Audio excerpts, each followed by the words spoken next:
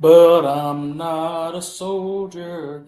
I got soul, but I'm not. Oh, hey, whoa, hey, we're live. Jeez. Sitting over here singing to myself, and you put us live. Okay, great. Hey, before we get started, views and opinions expressed in this program are not necessarily those of the SCV, its GEC, its executive director, nor any other brigades, camps, divisions, subsidiaries. And hey, for so long I had it right. 4 years we've been doing this. And for the past 5 episodes, I've gotten it right. Yeah, you have. I'll give you credit when it's due. So it was time for a screw up anyway. It's in the show's history. Let's be honest. Yeah. Just look around. Yeah, no kidding. Hope everybody is having a great week. It is Monday, February the 5th. Hey, I hope y'all saw the news about us having an early spring. Faversham Carl from General Beauregard Lee. Yeah, and for those that are wondering, Thomas Franklin is doing okay. Ever since the mole bit him. He doesn't have rabies. The mole didn't have rabies. They had to put little Jason down, though, much to everybody's headache and heartache. But yeah, so evidently, if a mole bites you on February 2nd, that means 6 more weeks of rabies. So, yes, and we have a very important day coming up this week, I believe on the 9th. No.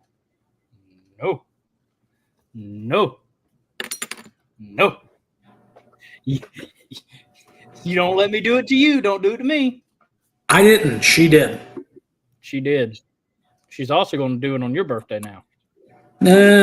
Too bad we don't have an episode on my birthday. We don't have an episode on mine. Anyway. So anybody who wants to get Moose a birthday present, make a donation to SCV, to the SCV. Put in the tagline "Happy Birthday, Moose." I do actually do something for my birthday every year. If you want to donate to the beautiful Beauvoir, I do host those little fundraiser campaigns on Facebook every year. So donate to Beauvoir. Hey. Or the SCV. I'm great with either one, actually. Yeah.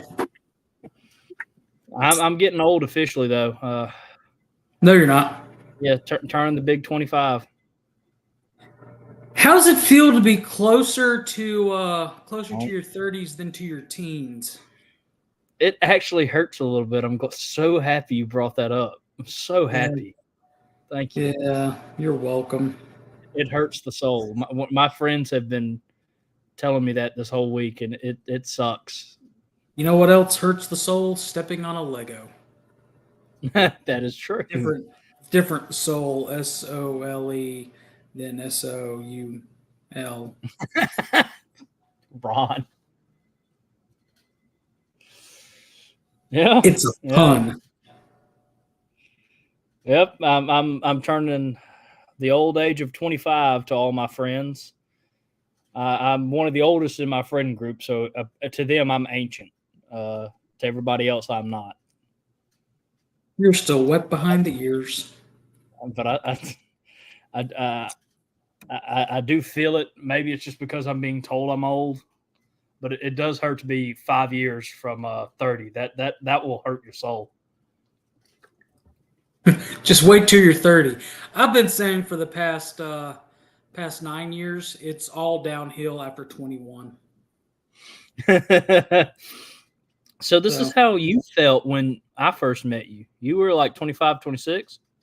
Yeah, somewhere around there, 25. Let's say 25. But hey, Jude, I'll be 31 at the beginning of March. So I feel you there, my brother. I tell you who is old and feeling it is gentleman in our chat who's out of his Kenny Rogers phase. I can only make so many more jokes. He's going to pull us off the air. Why are you doing this to me? think he just yanked me off the air. He did. He figuratively yanked you off the air. No, so anyway, no, we love our commander in chief. We love Wicket. He is a great guy. But seeing everybody in the chat makes me feel great on a Monday. Makes me feel young. And hey, youth is kind of what we're talking about tonight. So just seeing everybody in the chat, Jack DuPont, who is a young member from Mississippi. Hello, Jack. Hello, Robert. Hello, Miss Linda and Roy. Gerald Nelson from the beautiful Gulf Coast of Mississippi. Hope you're doing good. Good evening, John. Our residential historian, Michael C. Hardy. Good evening. Glad that you're on. Sean McFall, glad to see that you're on with us tonight. Ryan, Dave, Brian, Frank, Carl, Faversham again, Al. We've already talked to Susie once. She's trying to figure out some extra side hustles for our trip to National right now. Gerald is right. This weekend, the pilgrimage to the Tomb of the Unknown Confederate Soldier is at Beauvoir. So if you're in the Gulf Coast area, definitely check out the Beauvoir Facebook page as well as the website and get some more information about that.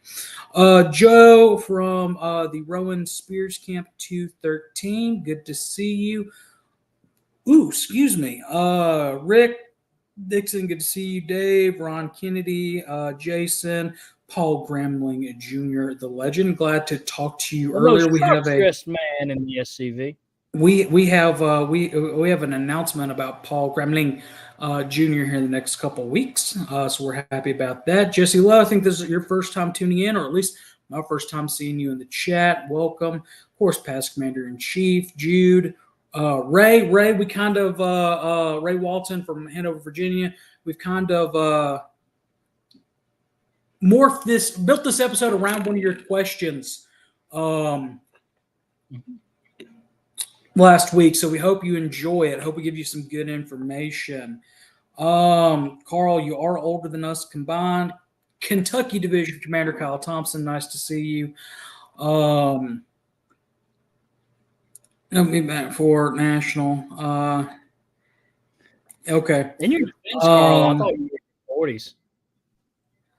And David Pope, good evening. So, as we kind of mentioned last week during our Hearth and Home episode with Executive Director Adam Southern, who's not watching, or at least is not commenting, Adam, Ray asked us some tips and pointers on utilizing social media.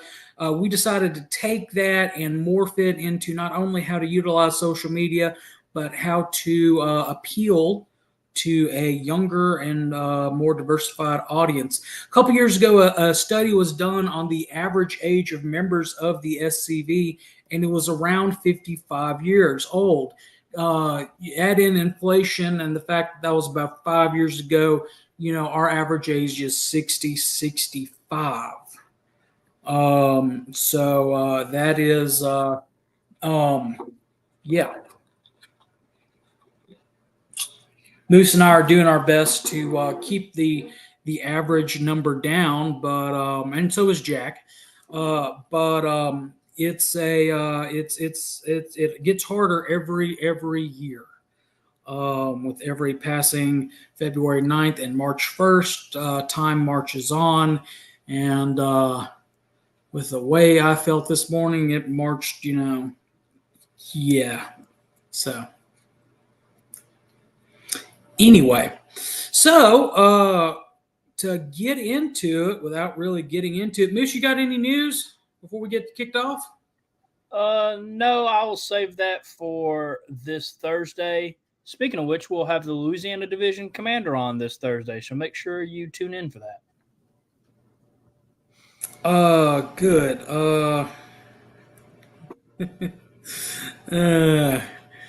It's going to be fun evening tonight. I just have a feeling about that. So, hold on a minute. I have a text message from work. So, gentlemen and ladies, we're talking about social media. Social media, recruiting young people, how to utilize your social media and build it on the camp, brigade, division, other subsidiary level. to make a very significant impact. Social media has created the ability to facilitate communication on an actual global scale. Moose, CSC asked you a question. Type it out. 1 second. I'm a bit behind the mark. My Wi-Fi is not really working the best tonight. Yes, sir, Commander. I did get your pictures about the cabinets, and I will put them on this Thursday. So, anyway, global blah, blah, blah, blah. Social media allows us to communicate on a global scale. Platforms like Facebook that we're on now, as well as X and Instagram. X used to be Twitter, as well as YouTube and TikTok and anything and everything else, have allowed us to bridge the geographical barriers, allowing individuals to interact with people from diverse backgrounds. It has enriched cultural exchanges. It's promoted awareness on different issues. Moreover, social media has empowered individuals to amplify their voices and mobilize for causes and different movements as well.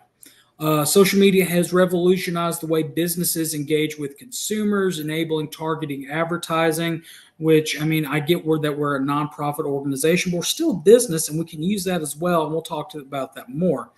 Brand promotion and customer feedback.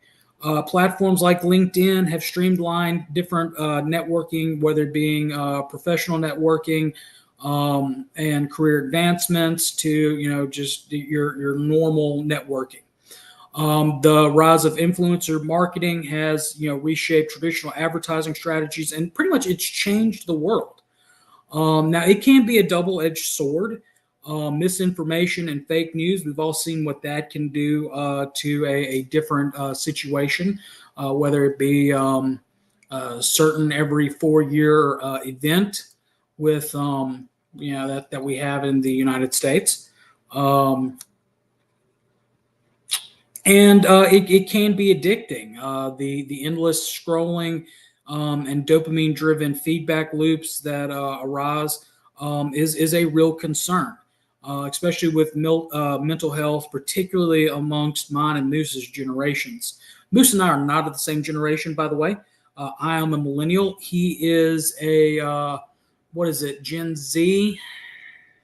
Gen Z. Zer. You're Gen Zer. Yeah, I don't claim them. Yeah, but you are what you is. Really, since COVID and the emergence of COVID-19, it brought a significant change to our entire world. And if you don't believe that, you're living under a rock like Thomas Franklin is. With the significant disruptions across various sectors, including nonprofit heritage genealogical organizations like ours, we've had to strive and adapt to what some people would say is the new normal. Social media has emerged as a powerful tool for us to maintain engagement, fostering community connections, and advancing our missions. This statement, this what we'll talk about for this first part, actually explores the positive impact and beneficial social media has on a nonprofit organization such as ourselves in the post-COVID-19 area. So yeah, you got anything you want to say before I start bringing up talking points, Moose? I've been kind of in and out. My Wi-Fi is not the best. So I don't want to struggle off topic too much because, to be honest, I'll have to go back and rewatch what you just said. Yeah. Well, like we did on the first section, or the first season, just jump in when you can and hang on. Oh, I will. But social media is an important tool that I personally don't think we've utilized nowhere near to where we need to be at. And so I hope tonight helps you guys in that. I have enjoyed jumping into it, I guess to say, with SCV chat and trying my best to utilize the tool of social media. But even I could say that I have a lot of rooms for improvement.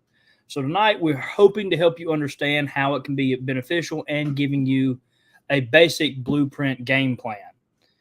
And of course, social media has just exponentially grown since COVID. Even before COVID, it was still important. We should have been using it around that time as well, but now it's gotten much worse. Well, And it's everybody well, is on social media, I wouldn't say it's worse. especially my. It's gone hand in hand with the advancements in social media and different platforms coming out, like Rumble and the other ones that came out as a response to different woke culture, so to say. Um, it's the technology and the need for social media have gone hand in hand, especially now Yeah. the new advancements in AI technology that's coming out is very very very crucial, and it's very very interesting. And Moose went out again. Michael C. Hardy said that he has argued for a long time that most of our battles are being waged online. Most people do not look to books for answers to questions; they look online, and history channels on YouTube these days um, are very very very influential. Um, Hey, if y'all can still see me, type something in the chat. I know Moose went frozen. I'm seeing some stuff come up really quickly. Like Gerald Nelson talking about his camp's got MeWe and Facebook. Jack saying congratulations about the new camp being chartered. So yeah, hold on one second, y'all. Ba, ba, ba, ba, ba. All right, Moose just sent me a private message. All right, good. So I could see everybody's still seeing me. So anyway, the different things. So what I'm going to have to do while Moose is off, I'm going to have to come back and check on comments, kind of flying solo. So one of the positive things that this advancement in technology and advancement in social media, and the fact that we're now more dependent as a society in the long range that we've got is maintaining engagement and connectivity. SCV chat was kind of born from that. When camps stopped meeting or had to meet virtually via Zoom or Teams or whatever they were using, that's why chat was born. We wanted to create something to where we could cover different events, across the Confederation, as well as covering the national reunions, Lee Jackson banquets, trying to bring some normalcy back in. And we, as an organization, and we'll talk about this a little bit more, we are a very connected group. We like to check on our compatriots and stuff like that. But we are able to use social media to communicate and engage and participate, as well as fulfill our missions of living the charge and promoting our cultural heritage. With in-person events and gatherings being limited to the pandemic, as I mentioned, social media became more invaluable for maintaining connectivity with members and support. Our platforms that we're using, again, YouTube, Facebook, because those are the easiest and largest, really.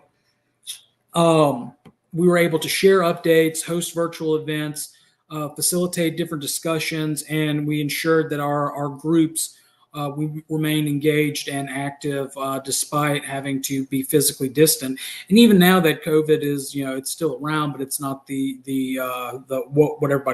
what it was when it first came out. We're still able to communicate and cross. I hate to say cross-reference. That's not the correct term, but we're able to get information if a heritage attack happens in Florida. We're able to get it out, a lot quicker than we were before. So that's definitely been a positive for us and is a positive for the SCV. The second thing is broadening our outreach and accessibility.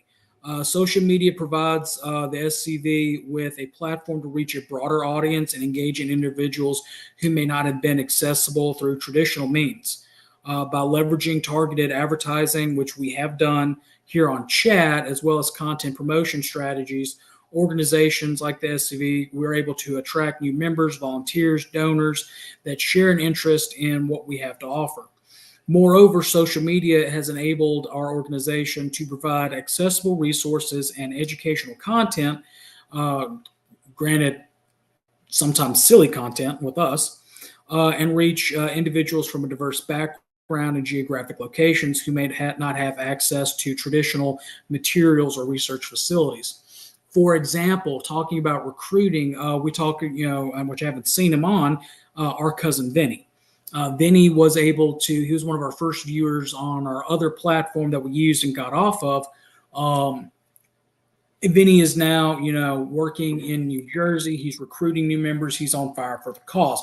Had we not, taken the leap forward to try to do, what is now SCV chat, who knows what may have happened to Vinny?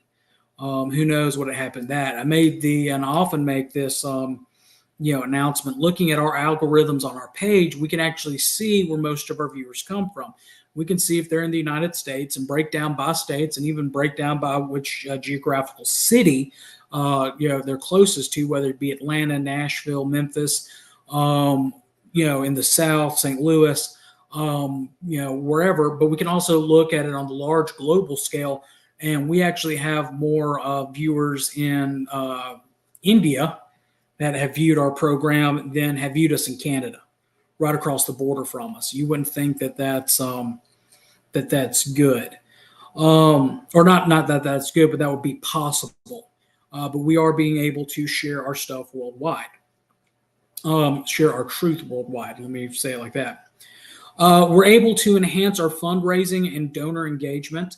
As y'all have seen through SCV chat, we are all the time trying to push, something going on at headquarters, whether it was the shirts that we did for the Let's Bring Him Home, constantly trying to plug the museum and Friends of the Museum and Friends of Elm Springs programs that we have going on, trying to reach out to the different people. As a nonprofit, we have some financial challenges. Just because of it's donor based, dues and donor based. But Facebook allows us to be able to reach a broader group of people, and solicit donations to help the organization continue on. One thing, and Michael kind of touched on this, is facilitating collaboration and knowledge sharing. Because we're able to create these virtual hubs like Facebook groups and things like that, we're able to share information, be it from how to deal with the VA on getting a new marker for a hereunto unmarked Confederate soldier and getting through all of their paperwork, or whether it's uniform research if you're into reenacting, different things like that. How to properly clean a tombstone with the CERT course. And what has worked and what hasn't worked. We're able to actually, sit there and communicate that sort of stuff pretty much real time with like-minded researchers, share our different resources, and seek assistance when needed. We can actually leverage our social media to facilitate different collaborative efforts, crowdsource research efforts, and foster a sense of camaraderie among our members because of our shared interest and stuff. We're able to amplify our advocacy and awareness, not only sharing our mission, sharing our truth, but again, talking about if there is a heritage attack somewhere, or the Arlington case, or anything like that. Social media has been one way we've been able to push that.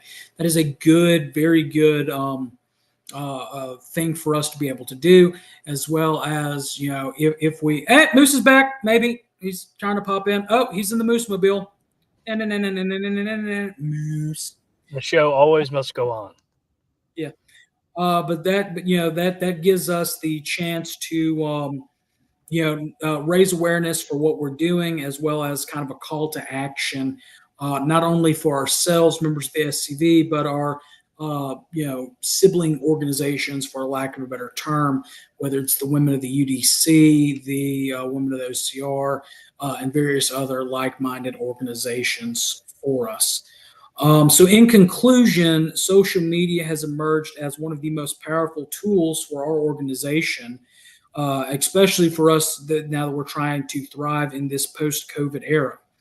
By leveraging social media platforms, organizations such as ourselves can maintain engagement, connectivity, broaden outreach and accessibility, enhance fundraising and donor engagement, facilitate collaborative and knowledge sharing efforts, and amplify our advocacy and awareness efforts. As we continue to navigate this digital landscape and embracing social media as a strategic tool, and we all the time talk about the tools in the toolbox, it can help us advance our mission, foster community connection, and preserve cultural heritage for future generations. So really quickly, I am going to scroll up and see what I've missed comment-wise. I'm still on. While you're kind of looking, something I want to point out, Mr. Hardy said it a while back, right before I got cut off by my Wi-Fi. You have people that make full careers now off the internet. Yes. And make more than I'll ever see in my lifetime. And they reach a good audience. And I mean good, like I'm talking about millions and millions of people. And they can recruit, they can raise funds, they can have fundraisers, they can sell merchandise. And it is a real big tool in the toolbox going back into it. And I love the toolbox analogy. But social media is a massive tool. And again, like you've been saying, in the new after COVID era, it's become even more consumable. People like myself, I enjoy historical biographies. Uh, when I'm getting ready to lay down with my dog, I'm putting on a historical biography about a historical figure. I'm trying to learn more. You can learn a good bit online, and a lot of people my age, GCB's age, heck, even my father's age, use social media a lot more than some people would like to admit. Uh, it's such a massive tool that I don't think we have ever seen someone fully tap into. And I mean, it takes time. It's hard sometimes, but I mean, the rewards are greatly beneficial. I mean, we've only reached only 400,000 people. No, we've cracked 500,000. Yeah, we've cracked 500,000. I think we cracked a couple months ago. Yeah. But we've We're on. If everybody would share the episodes, um, please there's share a this shameless episode. there's a shameless plug. Then we could actually, our targeted audience for what we set our demographics to be is actually 2 million people worldwide. And imagine 2 million people in lockstep. If one person does it, they say they're crazy. If two people, they'll think it's a coincidence. But if three or more, it's a movement. And you can get anything you want at Allison's restaurant. That's from way before mine or your time. But Paul Gramlich says, remember, with the far-reaching tentacles of social media, we must be responsible and correct in what we post. And you're right. Just because you can say something doesn't mean that you should. And he's right. And we'll get on to messaging a little bit later on. But I didn't want to ignore that comment. I wanted to bring it up. I'm going to star it there in the chat for it. David Pope makes a very good comment about, trying, and we're not the best here. Moose is a port. Let's go ahead and say it. Get your one in. As you can tell by my Wi-Fi situation, I am nearly but a poor, broke college student. Here's his one for the week. But you can actually pull that. Well, I don't know if you can pull the banner down. You're on your phone, or there we go. But David Pope talks about, making sure that you're posting constantly. And again, we'll get into the messaging and stuff like that. Hey, Jude, I'm glad Vinny is busy with where school is. And Ron, you're right. India is going to be the largest English speaking country in the world. Yeah. Yes, he is outside Al, McDonald's. yes, I am outside McDonald's. Al, I want to point to that. We do have camps that are doing an outstanding job on social media. We just need to have a lot more, and even individuals. Me and GC, I don't think GCB has his up right now. I think he's working on it. But me and GCB both had personal SCV pages. I'll tell people, don't send me a friend request. Go follow my SCV page and try Took to mine build. down. Fair enough. And try to build that following. Build your camps, brigade, division, army, national. We have everything we need. We have very smart individuals. I've already pulled this comment up. There's already camps that are figuring this out and doing this greatly. I've seen them, but I think it needs to be more widespread. Is what I'm getting at there, and take notes from these other camps. Right. And that goes on to the next portion of the topic is how to and talking about and this is a comprehensive strategy for recruiting younger members into the SCV, but it can work through all ages really. But these are, I think it's eight, six, seven, eight, maybe. Um, 8 different ways, and then a broader, comprehensive, just social media strategy.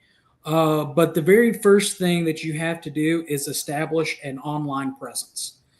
You need to modernize your communication channels, establish a strong online presence across various platforms. And I'm seeing, like Gerald Nelson mentioned, that his camp is on Facebook and MeWe. Fantastic. Great. Consider an Instagram that you can link to your Facebook. Consider a YouTube.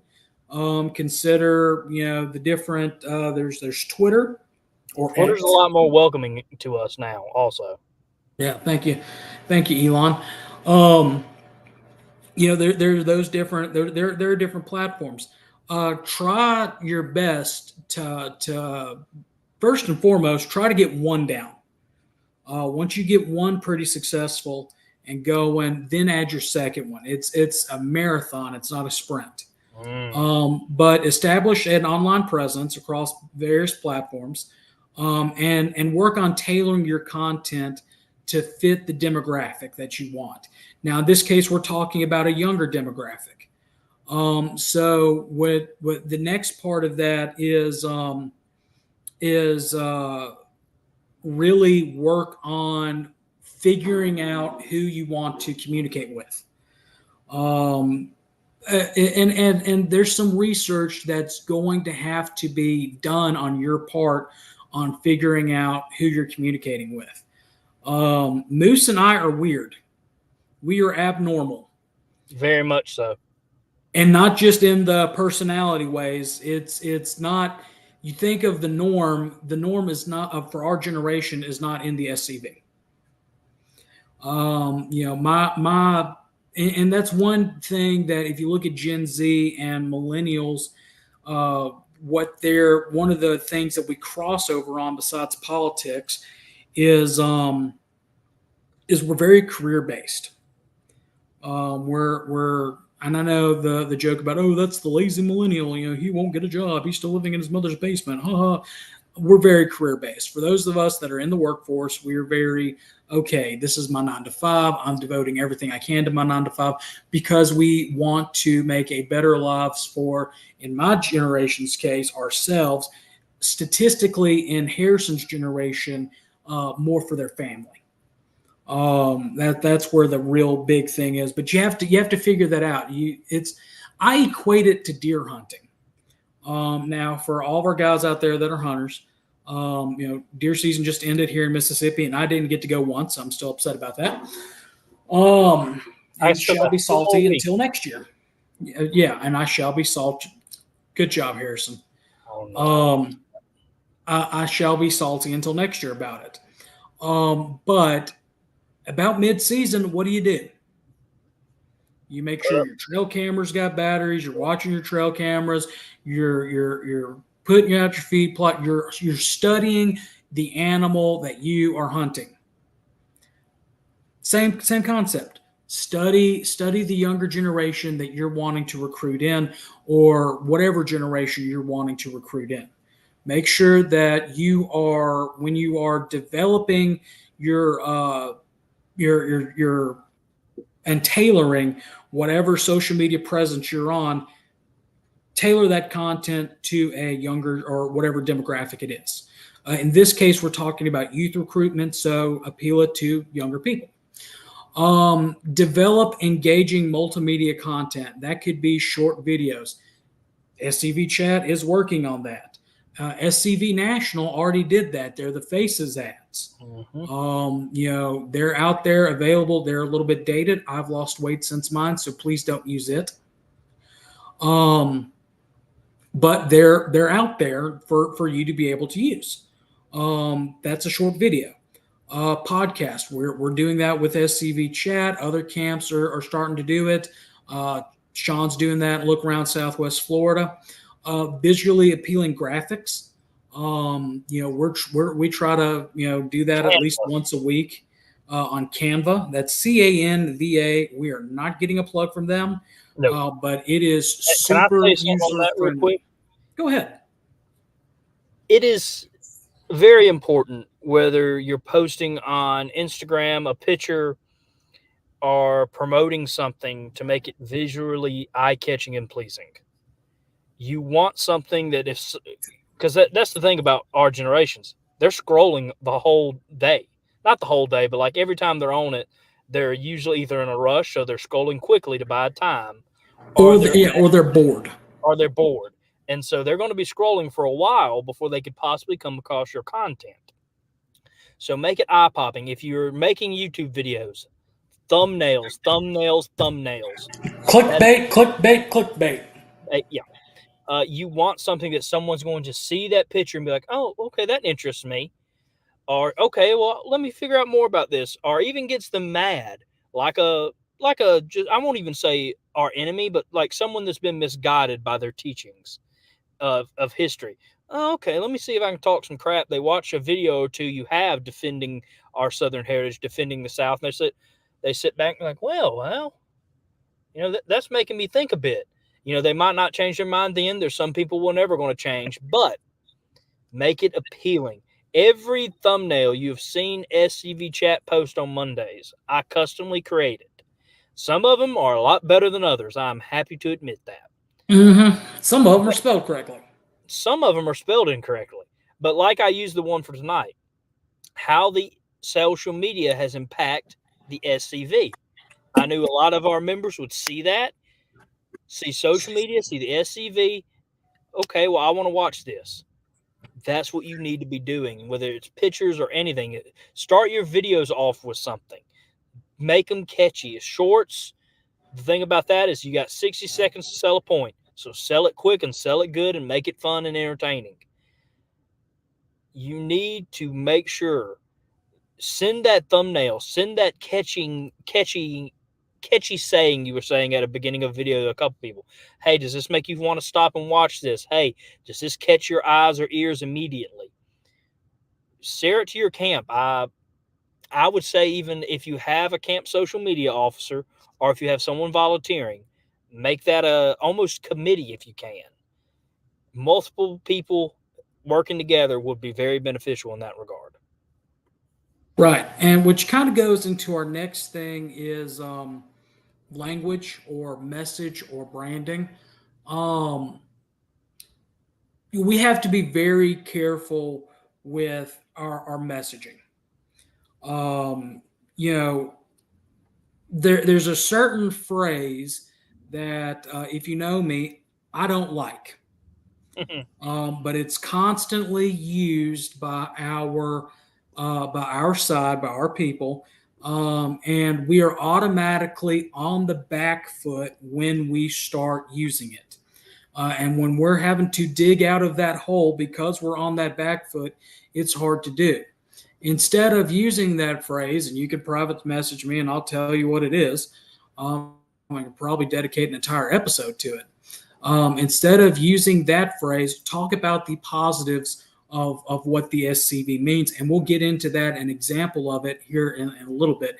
But language is very important.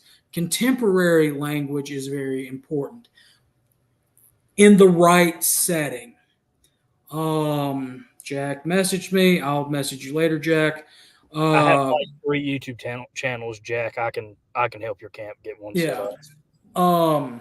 Jack, stop messaging me. It'd be nice. Because every time I get a message, I'm thinking it's mom or something like that over there. After the episode, but that, like I said, language is very important, and in the right context, contemporary or relaxed language works. You don't want to get in front of a formal camera in an interview situation and be super relaxed and mundane. Oh, this doesn't matter. That time you want to be more spit and polish. But just kind of like what we do here on SCV Chat, we try to lay our hair down to show that we're normal people, that we're relaxed. We like to have a good time. We like to joke. We like to pick, and we're not stuffy suits. In Ecclesiastes, there's the famous Bible verse, to every season there's a time and purpose. I just butchered that. That's my translation. But there's a time for everything. There's a time for us to be formal. There's a time for us to be informal. On social media, provided it's not like a press release or something, very, much out there. Informality can be a little bit good for us. Yeah.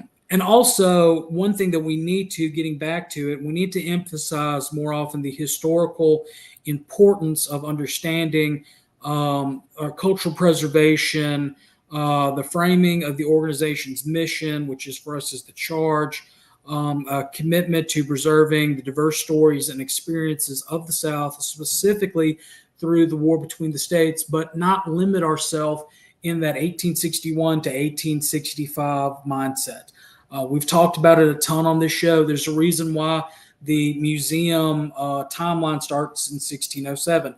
What led up to 1607 influenced the war, and what happened after 1865 influences modern day. It's a giant collective story, so we need to make sure people are feeling they're understanding the entire progression of Southern history. Carl Jones put it best a couple years ago. How can we expect people to be proud of being Confederate if they're not proud of being Southern? So we need to foster that sense of pride in not only being Southern, but regional, or the regional pride that we used to have, and that we can't have again. Because without the South, there is no America. And language is huge on that. So really quick, I'm going to go ahead and jump because we're kind of in the halfway point on that. Okay, you can schedule contact in advance. That's a good point. Never apologize for being right. Update content. Make sure your content also, if you're doing a historical argument, like when we do a reaction video where we're actually going after points that people make against us, make sure you're being 100% accurate. Do a lot of research. Yeah. Because we all want to think we're experts. And sometimes I've seen it. Some people have fallen flat on their face with that, and it only makes us look worse. And I know we're going to talk about this a bit later, but I would say that's one of the few negatives of social media. You're representing us. So, right. And you're not just representing your own views and opinions. I mean, we are, because we have our disclaimer, but at the end of the day, the corporate logo that you wear on your shirt, the corporate logo you wear in your hat, that you have on your bumper sticker, that you have on your car tag, guess what? That represents me. That represents Harrison. That represents the thousands of other compatriots that are in this organization. So don't get on there and, oh yeah, well, F you. And, I'm a member of so-and-so camp, so-and-so number. Don't do that. Not trying to censor you, but remember, you are a reflection of your brothers. and have respect for everybody in the organization that's fighting the fight with you. Like for an example, I'm not going to post something I think could hurt the organization on my camp's Facebook page or my personal SCV page, because I have in it member of the Sons of Confederate Veterans, or right now I'm a officer, so I have 5th Brigade Councilman, Mississippi SCV. If I wanted to post just my personal opinions, I might not want to be on Facebook. Or posting on social media, period. There's a time and place you could do that, but you don't need to be trying to represent the organization at all, because it could come back to bite everybody. You have to be careful. I've seen people post stuff that, it can hurt the organization. Be careful what you post. And that's one reason why I don't share that much. Not that I'm posting anything outlandish, but that's why I don't post on social media that much, because I don't want anything that I say or misconstrued to come back and bite the organization in the back or bite me in the back. So language is very, very important on what you say. It's like you can't take words back. Yeah. And no matter what you say, somebody's got a screenshot of it somewhere. And it will circulate for years to come. Yeah. And we social media is one of our massive tools on reclaiming the narrative and teaching the next generation and the current generations. And I've seen so many people say something that was just not in the best of the organization. And I don't think they don't. Sometimes you post something, you don't even think it's bad. You don't even think it's harmful. You need to be able to tell if this could affect the organization positively or negatively. But I've seen people post stuff, and I'm not going to name names because people will try to figure it out who it is. And some of these camps do an outstanding job on social media. So I'm not going to say stories, but I've seen people post stuff and just sit there and be like, oh no, that is awful. And then by the time I've kind of maybe talked to a couple people or talked to the camp or whoever I'm talking to in that situation, or private messaging being like, hey, I don't think this is going to have the intent you wanted. It's been screenshotted and sent around Reddit, Facebook, Instagram. Look at these SCV people. Look at what they're believing in. Look what they're saying. And this is just either one camp, one person type of deal. This is not a major representation of the organization. This is not national posting it. But they see SCV in your name, or they see that you're a member. You're a proud member of posting the life membership logo on your as your profile picture, or you have it in your contact somewhere. You're an SCV member, or you recently posted about the SCV. It can usually always be traced back to us. So be careful. Watch. Yeah, don't give them anything they can use against us. But we need to move on, or else we'll be a 2-hour episode. Yeah. Next big thing, and we've kind of touched on it, is education and outreach programs. Not only do you need to be educated in your posting, but at the same time, your camp needs to, whether it is with a speaker or like Alabama does with their educational conferences, like Mississippi used to do and is trying to restart with its education conference. We need to organize more community events that are, and in some cases are tailored to high schoolers and college students, especially inviting high schools and colleges for their students to participate. And those need to be, Southern themed. It can be Lincoln bashing if you want to afford Thomas DiLorenzo. But it just as much of that, it needs to promote the what the South really is. The Abbeville Institute, their summer conference that they have is a good example. Sometimes their speakers can be a little bit more up there.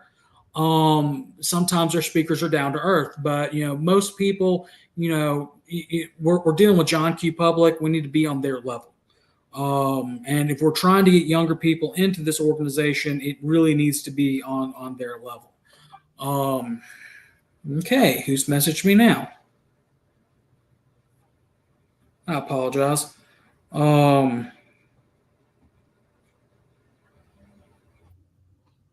No, we're gonna continue on. You could have mentioned that. We're gonna continue on through it. But yeah, we need educational programs. And if there is a academic institution that is friendly to your camp, or you can develop a friendly relationship with said academic institution, whether it be a homeschool, whether it be your local community college, or even if it's a university that's friendly, or a museum that's friendly, or something like that, work with them to create different workshops, seminars, and explore the complexities of our history and our heritage. Yes.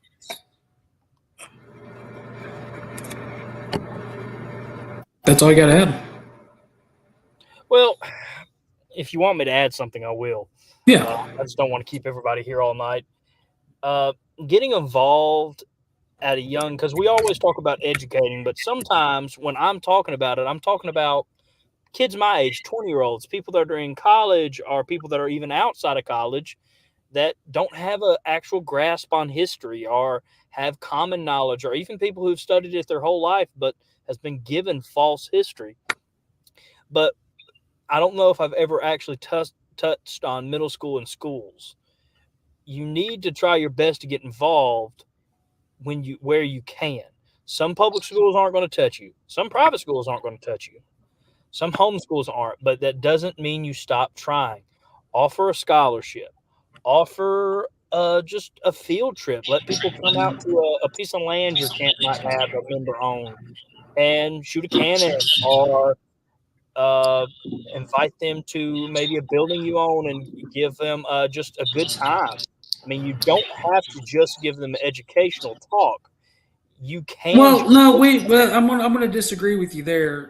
We need to. Schools aren't going to come out to somebody's house just for a Okay, yeah. cookout. Some college students might, and that may be a good thing to, and that's on our next, not this next point, but the point after. But no, one thing that we need to do to reach the public, as well as that's why living histories in schools, when we can get in there, is a great thing, or school days at a reenactment is a great thing. That us being able to offer an educational outsource or resource to help those teachers be able to put something to make their kids understand history. That's how we open the door. It needs to be somewhat educational in purpose, because if not, if it's not educational, then then we're sure not going to get the door. I'm sorry, I'm just going to have to disagree with you. Well, no, Now, I there's was a time kind and of place going for it, off. yeah, but not under this portion of the talking point. No, I agree. I accidentally went off into community, so that's on me. I was thinking about community, not education. But yes, you need to be able to offer them something, get them out there, and talk to them. So I'll agree with you, because I did accidentally go off into community. Yeah, trying to keep everything organized so that when camps go back and watch this, they've got an idea where we are on it.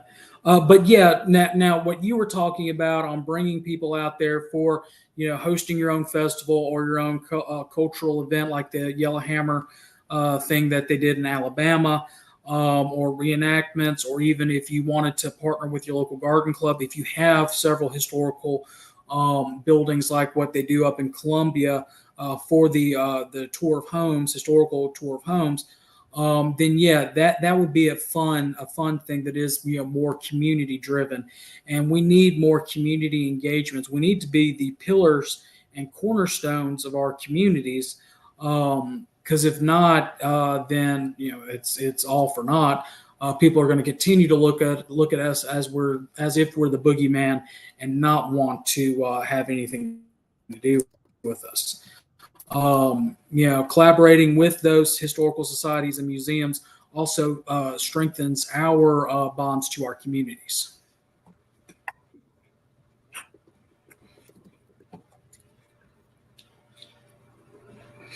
Also, we need to, and this is kind of something that you were touching on as well, Moose, is some youth focused, youth based initiatives. And the we need to even if it's creating a mentorship program within the camp when you do get a younger member in, to bring that younger member kind of like under a big brother system, with a Yep. more experienced member, and that works for all walks of ages and things like that. And it also fosters a sense of camaraderie and a shared purpose. It does, and you can also use that as a chance, as you said, with brotherhood by inviting them to stuff, cookouts. Again, I talked about that a bit earlier on the wrong topic, but make them feel a sense of community, and that youth will be there, even if they're not totally enjoying historical meetings. They'll come back for the community. Right. Some other stuff that we've kind of already touched on in previous, but just as a little bit of a highlight, digital storytelling campaigns. That's what the Faces ads are. Use those. Those are very compelling narratives that, for the most part, should resonate with a vast age range of audiences. And they all of them emphasize the importance of preserving our diverse perspectives and history, because it goes and shows the diversity of our organization. Diversity is not a bad word. Now, one thing that is huge that Harrison's camp actually does, and let him talk on this a little bit, is creating scholarship opportunities. So yeah, we decided a while back to reach out to seniors in high school to let them write an essay on a battle in Mississippi, and get their interest. And afterwards, to accept the scholarship, they actually have to come to the camp and give the present, read their essay, and meet with the camp and talk with the camp. And it's kind of one of our more laid back meetings where we just sit back, have a good time, let this kid speak, take a couple pictures with him. That kid gets a good opinion of the SCV. He or she gets scholarship money, and they learn something about the cause. It can be a very not official thing, if you catch my drift. It can be just a camp scholarship. It doesn't have to be connected with anything official. You can make up a name for it. I think ours is the Southern Heritage Scholarship. So again, it's a great way to get those kids that are about to go out into college and hear about how bad we are, and go ahead and get in their head, no, they're not bad guys. I just went and spoke with their camp a month ago, maybe two. So it's another great opportunity to just reach out to youth and to get them in while they're still young. Yeah, and one scholarship opportunity that is very underlooked within our organization that I've since where I work at and what I do at work has really opened my eyes is the FFA and 4-H. Scholarships do not have to be for purely academic students. Yep. If somebody is going into agribusiness, or if they are doing something like showing livestock, you have to remember, and this is a great point for us, is that the South historically has been an agrarian-based economy. Still here in Mississippi, agriculture is our number one industry, as I'm sure it is in many other southern states. Weirdly enough, poultry farming makes up our largest single industry here in Mississippi. But I mean, there are kids literally from all over the United States, and it's actually growing with certain small domesticated animals. I say domesticated, but they don't have to necessarily show cattle with their local 4-H or FFA. They can show, here in Mississippi, rabbits are starting to become a thing because kids are wanting that ability to raise livestock and understand what it is to raise livestock, but they're stuck in a suburban area. So rabbits are starting to become a thing, which they've always been a thing, but in the show community. not just goats, sheep, hogs, cattle, and lambs. So that is a good way if you are in a rural community, or if you are in a way to, if you already have an academic scholarship, a way to branch out through that. And the agriculture kids are always. You want to talk about our key demographic? That's our key demographic. And most Yeah, of them are very proud to be Southern anyway. right. And you want to talk about, so all of a sudden you bring in, young Harrison Dawes, who just won his county show, and he won the and if you have a sale of champions in your county show, definitely think about buying part of the steer, and then if it is a steer, and then donating it to your local food bank. Now imagine that. Not only are you giving money to the kid, not only are you giving them a scholarship, but you're making a substantial donation to help the less fortunate. Oh, think about that. Or if it is a hog, like Carl's camp does, and host a Boston pork drive or whatever, to raise money for your camp, or have your OCR or whatever organization that can sell raffle tickets, because we can't, or whatever, collect donations for chances on a side of beef, or whatever the legal terminology is. 501c3, all that stuff. Do your research, talk to your adjutant, run it by HQ. Please. But that'll definitely so many opportunities to get out there. The final one before we take a break, because I need to pay the water bill, is collaborate with other heritage organizations. It doesn't necessarily have to be, it could be the UDC, it could be the OCR, it could be the CFC, it could be whatever organization out there. But there are organizations. A good friend of mine who is on our board of Beauvoir, Dr. Chris Cummins. He is of Italian American descent. He is a member of an Italian American heritage organization. Their history is important. Italians have put in a lot of stuff in Southern history. Work with them. Native Americans. Last year, one of the big things on the Chinese clock app was the fact that the United States government had promised in a treaty that the Cherokee Nation would have not a representative in Congress, but a delegate to Congress, the federal Congress, and that was never fully realized. And they were trying to get their delegate to Congress seated finally after almost 200 years.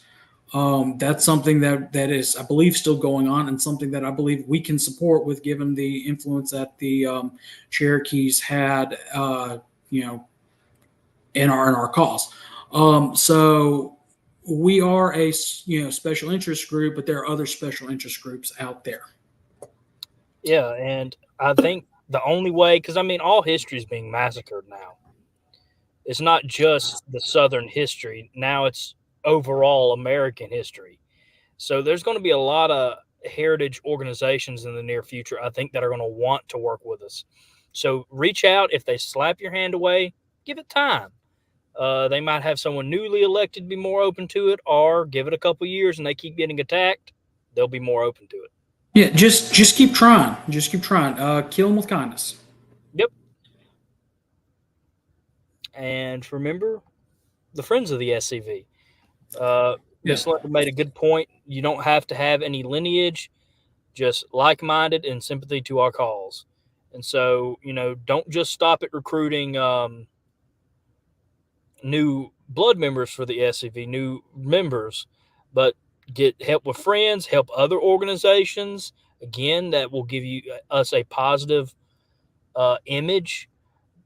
Keep doing that. Are you ready for the commercial break? Yes. All right.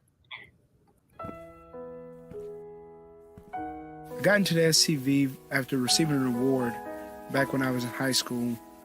I had no clue what the SCV was. All I knew was that it was a rebel flag and it was supposed to be racist. I decided I would go and look further into it. Everything that we're taught from a very young age is that the Confederacy was wrong. They were treasonous. But it turns out it wasn't just because the South had slaves. This was because of a very fundamental principle of big government.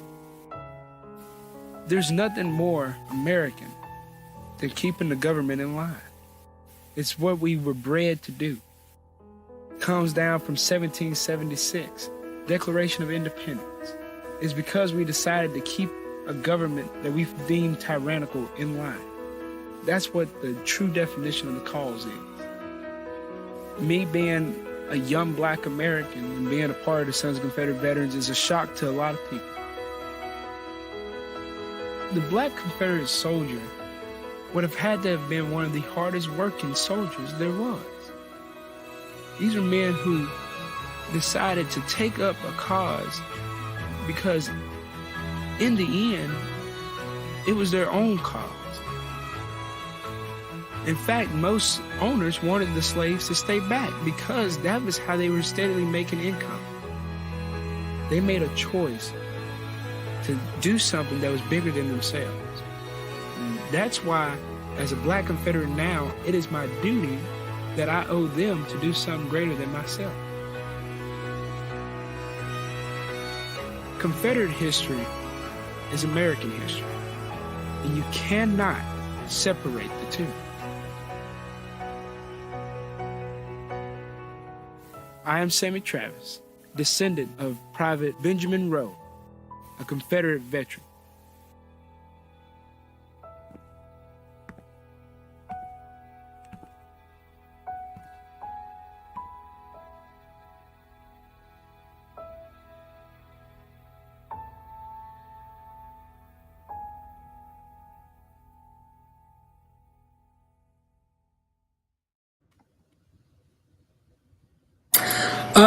Go ahead and pull that one down. We're going to skip over that one because that's mostly rehashing old stuff.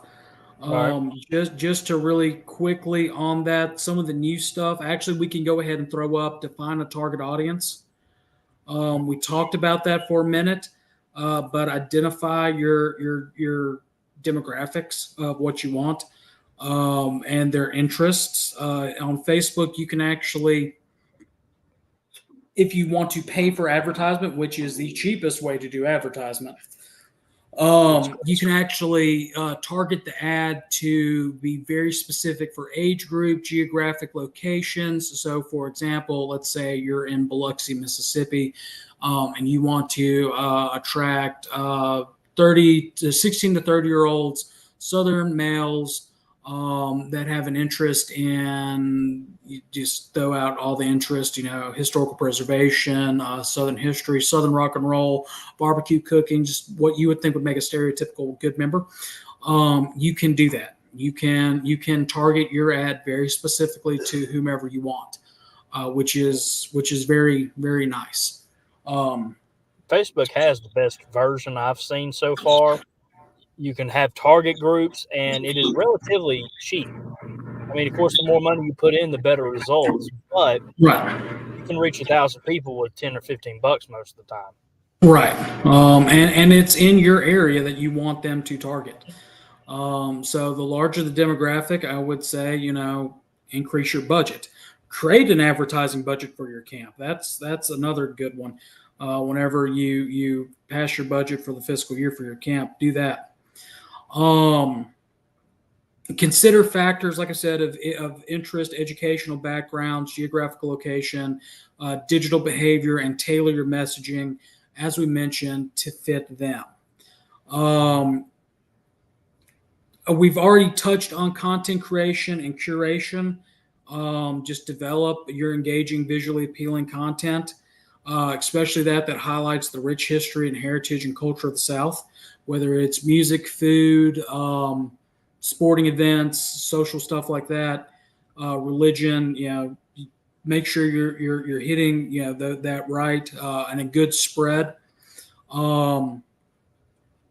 So do it that way. Like the video that we just showed, we are a diverse organization. highlight the diversity in the SCV. The Confederate Army was diverse.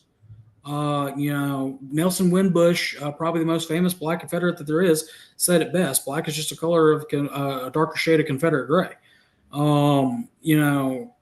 Throw it out there, blow those heads up. Adam Southern did a great job talking about on the wall of Confederate heroes, the two Asian Americans that are up there, Asian Confederate Americans that are up there.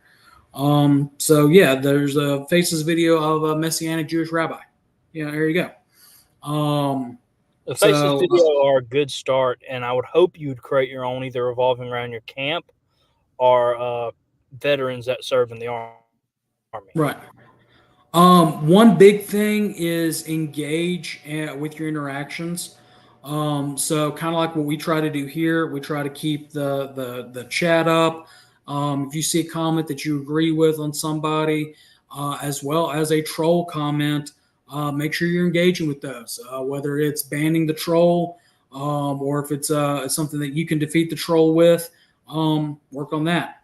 Try to respond promptly to inquiries, comments, and messages so that you appear attentive and you're building your online community. Partnerships and collaborations. If the Alamo City Guards are doing something and you're in Texas and you're trying to build, reach out to them. If it's Secession Camp number 4 and their social media presence and their YouTube presence, and you want to work with them, work with them. You want to work with chat, we have a somewhat busy schedule, but we try to work with those that when we can fit them in. And keep two things in mind. Your call to actions. So whenever it is time for the call, include clear and compelling call to actions. Whether it's, share this, learn more, to join, visit, email your congressman, whatever it is like that, and provide easy, accessible links for them to do that. Whether it's call to action for your camp. Okay. Sounded like a tire blew up. Anyway, whether it's a call to action for your camp meeting, whether it's a live stream notification for SCV chat, whether it's the SD Lee Institute, whether it's memorial service, whatever it is, make sure that it's easily accessible, and then figure out what works for you.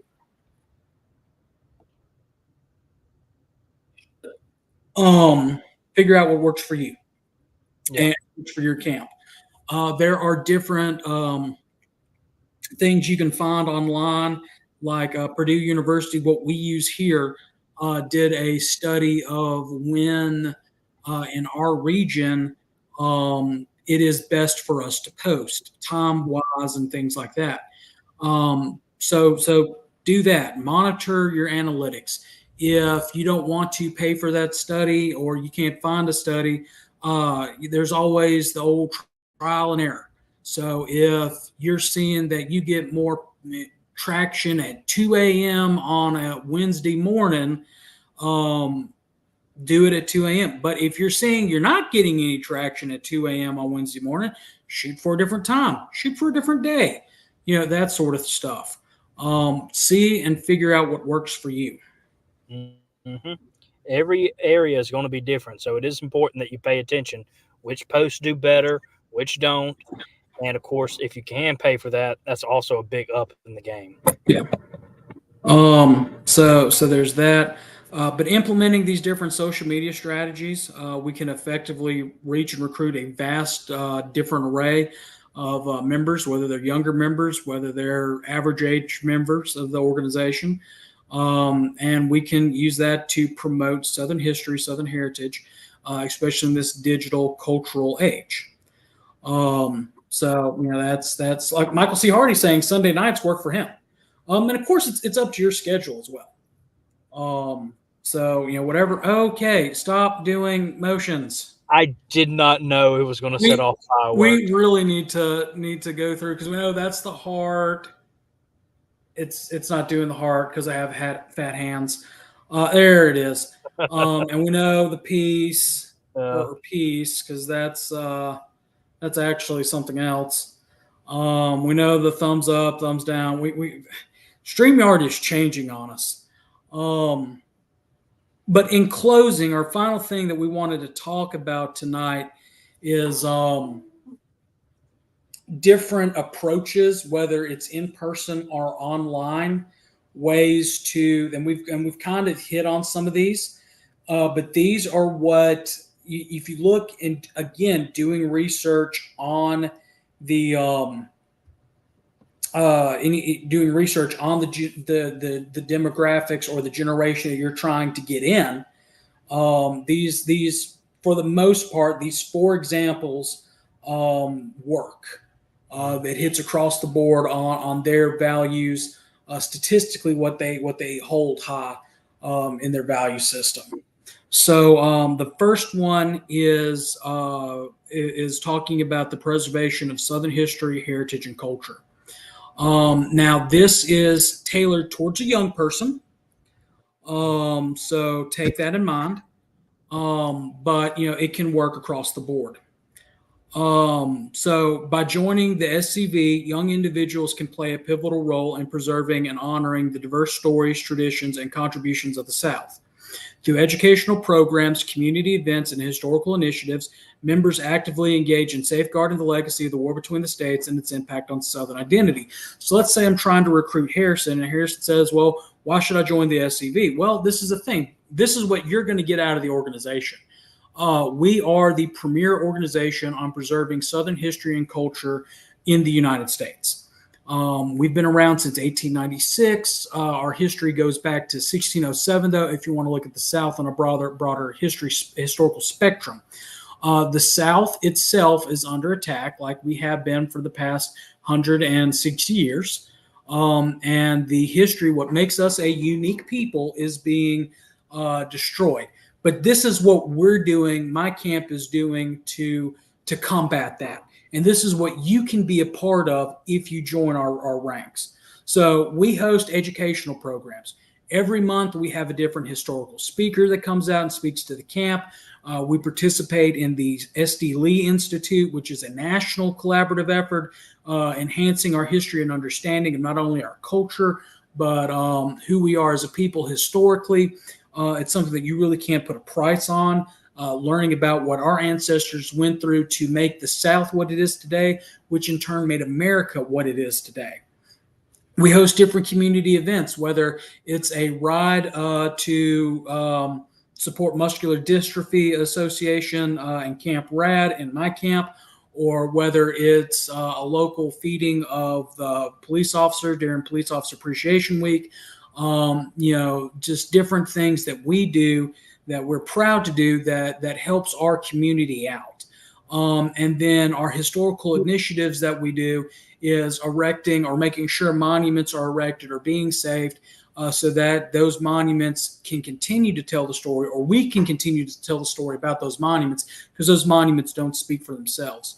And we continue to tell the truth about the war between the states. That's one version. That's what I would tell Harrison if I'm trying to recruit him. On a scale of 1 to 10, be honest. I know it's not going to be a 10. Rate that. 7 or an 8. You kept me engaged throughout the whole time and sold the organization pretty well. I think if I was someone who wasn't involved, you would have sold me on it, and you would have at least got me to come to 1 or 2 meetings. And at that point, you need to keep selling, or at least keep making sure the person is interested. Right. So the next thing, especially with the millennial crowd, Gen Zers, Zoomers, they told you I was going to do it. I told you I was going to do it in pre-show. That term. Gen Zers, Gen Zers are more. I hate to say, it's going to sound like they're self-obsessed, but they're not self-obsessed.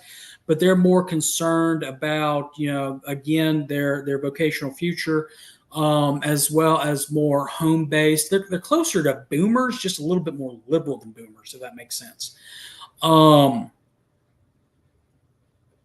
the global community aspect and diversity is more millennial. Whereas, they care more about, more libertarian, I guess I would say, is the Harrison's generation, if you will.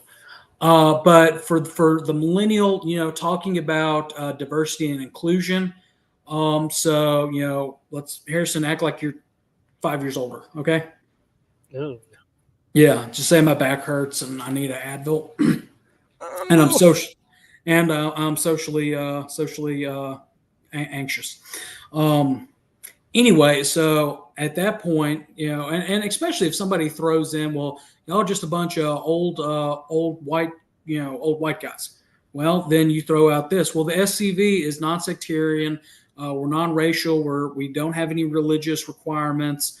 But we welcome all members of all races, all religions, all educational and socioeconomic backgrounds. Because of that, and because of how diverse the Confederate Army was in 1861 to 1865, and because we're the descendants of those men, we're able to foster a diverse and inclusive community, and we celebrate what makes us who we are.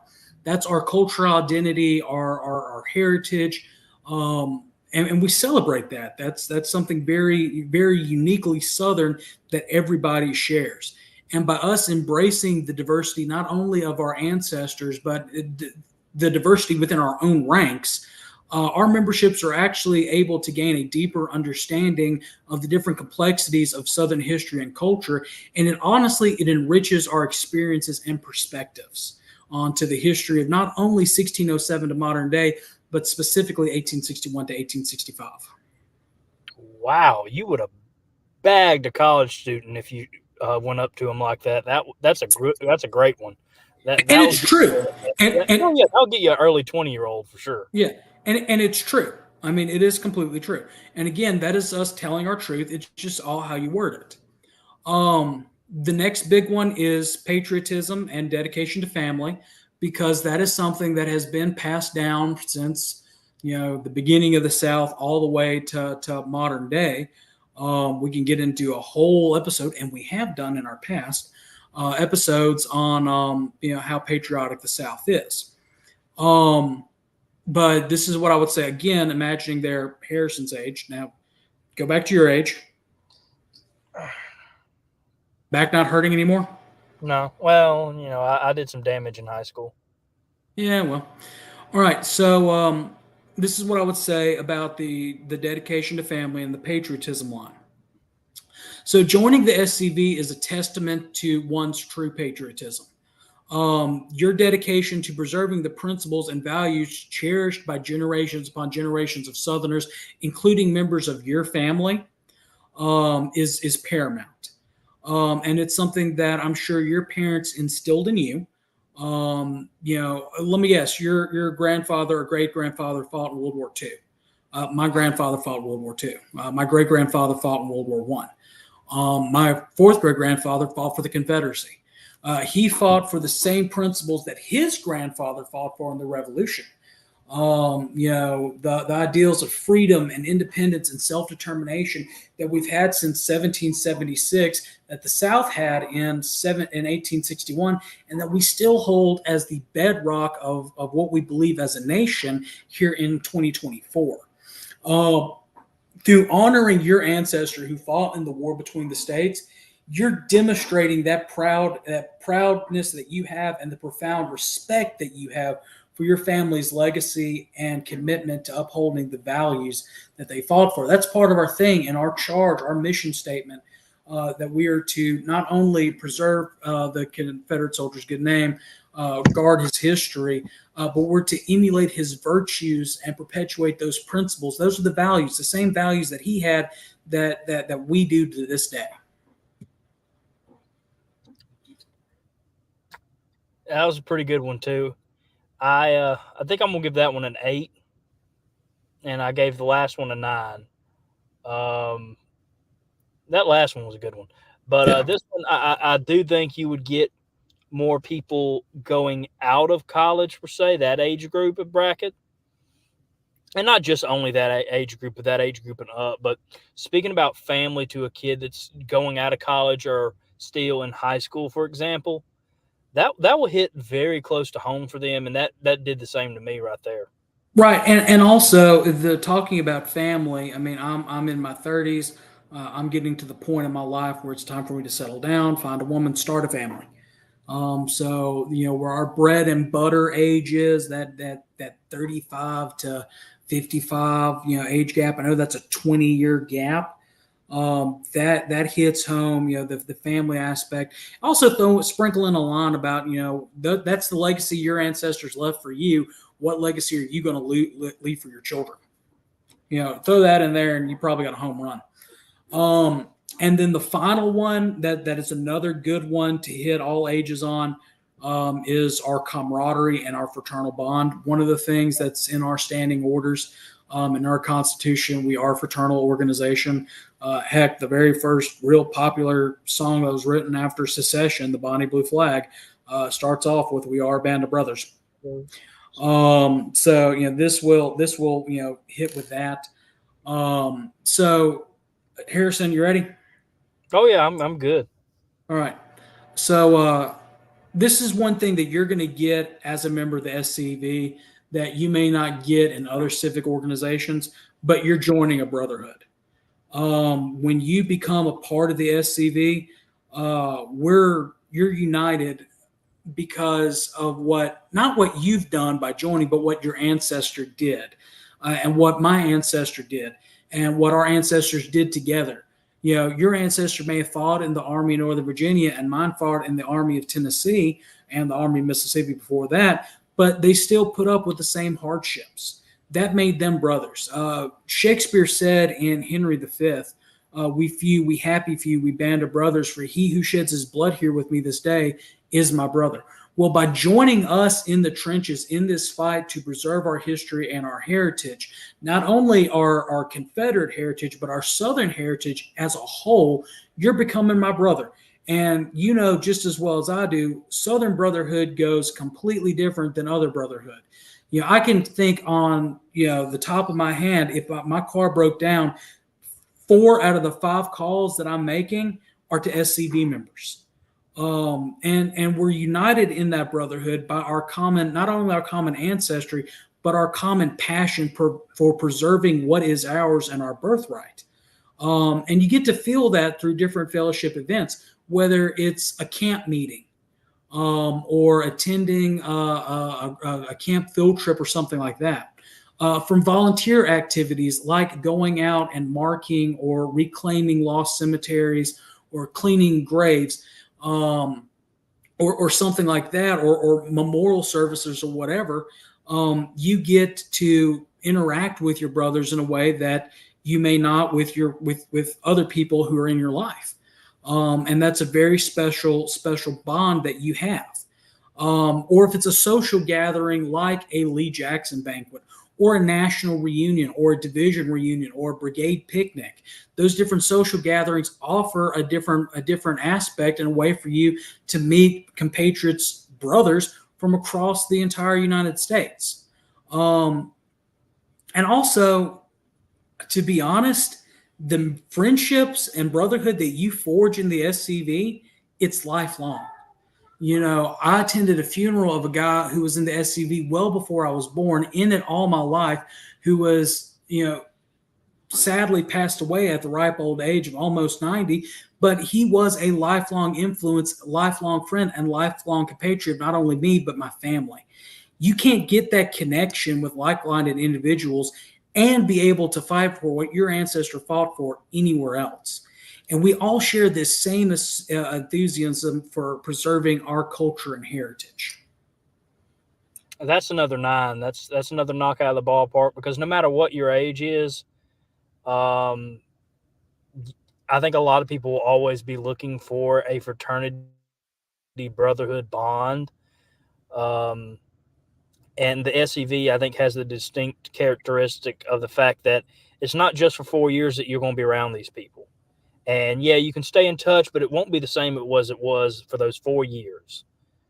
But the SCV is a lifelong brotherhood, and that's a great sales pitch. Connors and this in general, like you would have someone at least thinking about it, because I can tell you, when I was in college, I went to SCV meetings because that's where I felt at home. That's where I felt brotherhood. Met a good couple of people that I still talk to this day daily. I just talked to one of my Ole Miss people yesterday. Talk to me. I talked to you, and I met him at Ole Miss, and now I've been stuck with him for 4 years. Actually, At a SCV function. mm-hmm, mm-hmm. Well, and you think about it again, going back to cousin Vinny. If Vinny needed something really badly, if I could not get there and help him, I would try to help him whatever way. I've met Vinny maybe a handful of times, but he's my brother in the cause. Or let me say that I've seen Vinny a handful of times face to face. I've never met David Pope face to face, but if David messaged me and said he needed something, if it's within my grasp to help David with it, I'm going to help David with it. Tony, I met for the first time this past national reunion. But if Tony needs something, I'm there for Tony. Sean, I've talked to on social media and stuff like that, but I've prayed harder for Sean McFall over the past couple of weeks than I have, for myself knowing what he's gone through, but because he's my brother and I know my brother's hurting. So, you take those 4 things.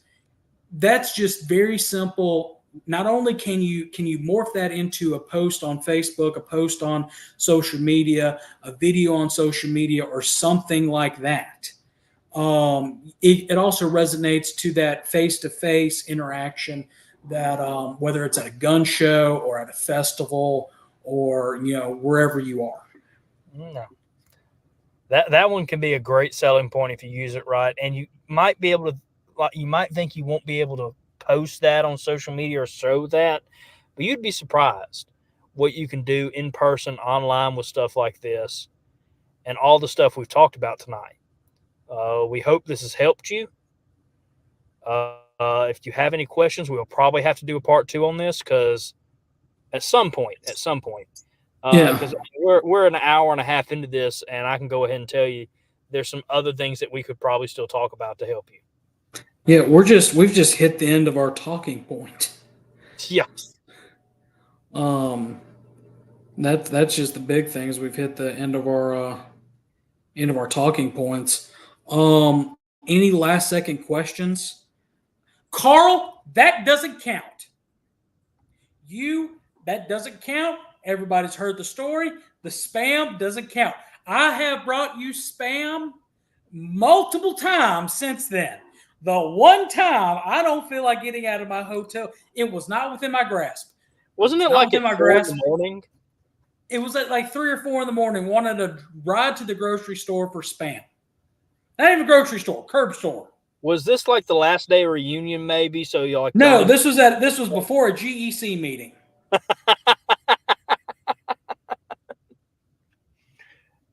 Yeah, I'm gonna have to stand with Connor on this one, Carl, because if I got up at 4, I'm not going back to bed and I'm not making that GEC meeting. That would be over for me. I also woke up to your scuba text, the next GEC scuba room text as well, and you didn't even remember it. That's a story we're going to have to tell on air one day. The hotel in Columbia has a special room you can get that they give you scuba gear, and your wake up alarm is the room filling with water. Yeah. Scuba room. Now, you have to fall asleep at a certain time so you don't run out of oxygen, and make sure to turn the tank on or you're going to be screwed. Yeah. It's a great way to take a shower, though. Yeah, well, at that point, you kind of already getting out of the bath. Yeah. But we hope that this helps y'all for your camps that do not have social media, your divisions that do not have social media, your brigades that do not have social media. We hope this is a rough blueprint on what you can use. We hope it helps with your recruiting, especially getting in the minds of some younger members. We hope that that you can take some of this, try it, see what works, see what doesn't work. It's not necessarily going to be, not all of our ideas are solid 10s, but this is on a whole what you can do to get people in and not hide who we are and what we stand for under a bushel. Amen.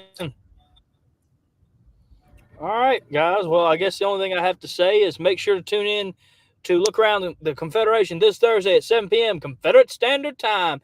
And make sure to email scvyouthOutreach@gmail.com, and you'll be featured on the upcoming episode. Also, please share this episode out. I want to see a big push from this episode. I want camps, brigades, regular Confederate groups, history groups.